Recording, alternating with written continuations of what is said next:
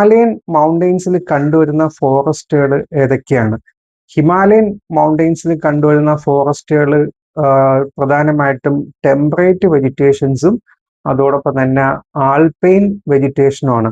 ഇപ്പൊ മീൻ സീ ലെവലിൽ നിന്ന് 1000 to 3500 മീറ്ററിന് മുകളിലുള്ള പ്രദേശങ്ങളിലെല്ലാം ടെമ്പറേറ്റ് വെജിറ്റേഷൻസ് ആണ് കണ്ടുവരുന്നത്. എബോവ് 3500 മീറ്ററിന് മുകളിലുള്ള പ്രദേശങ്ങളിലെല്ലാം ആൽപൈൻ വെജിറ്റേഷൻ ആണ് കണ്ടുവരുന്നത്. അപ്പൊ ഈ മേഖലയിലാണ് പ്രധാനപ്പെട്ട ട്രീസുകളെല്ലാം ഹിമാലയത്തിൽ കണ്ടുവരുന്നത്. ആ ട്രീസ് എന്ന് പറയുകയാണെങ്കിൽ ഒലീവ് ഉണ്ട്, oak, rhododendrons, chestnut, birch, silver fir, അങ്ങനെയുള്ള നിരവധി ട്രീസുകൾ, ഇപ്പൊ റോഡോഡെൻഡ്രോൺസ് ഒക്കെ ഉൾപ്പെടെയുള്ള നിരവധി ട്രീസുകളാണ് ഹിമാലയൻ മൗണ്ടൻ റീജിയൻസിൽ കോമൺ ആയിട്ട് കണ്ടുവരുന്നത്.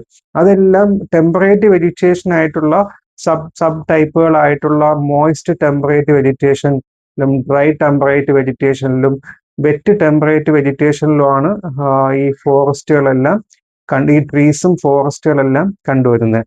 ആൽപൈൻ വെജിറ്റേഷനും മൂന്ന് ക്ലാസിഫിക്കേഷൻ ഉണ്ട്. സബ് ആൽപൈൻ ഉണ്ട്, മോയിസ്റ്റ് ആൽപൈൻ ഉണ്ട്, ഡ്രൈ ആൽപൈൻ വെജിറ്റേഷനും ഹിമാലയൻ മൗണ്ടെയ്ൻസിൽ നമുക്ക് കാണാൻ പറ്റും. മുമ്പ് UPSCയുടെ പരീക്ഷയിൽ ചോദിച്ചിട്ടുള്ള, സിവിൽ സർവീസ് പരീക്ഷയിൽ ചോദിച്ചിട്ടുള്ള ക്വസ്റ്റ്യൻ ആണ്, ഹിമാലയത്തിലൂടെ ട്രാവൽ ചെയ്ത് പോവുകയാണെങ്കിൽ താഴെ പറയുന്ന ഏതൊക്കെ ട്രീസ് നിങ്ങൾക്ക് കാണാൻ പറ്റും? അതിൽ ഓപ്ഷൻ തന്നിരിക്കുന്ന ഒലീവ്, റോഡോഡിൻട്രോൺസ്, അതോടൊപ്പം തന്നെ സാൻഡൽവുഡ് ഡെക്കാൻ റീജിയനിൽ കണ്ടുവരുന്ന ഫോറസ്റ്റ്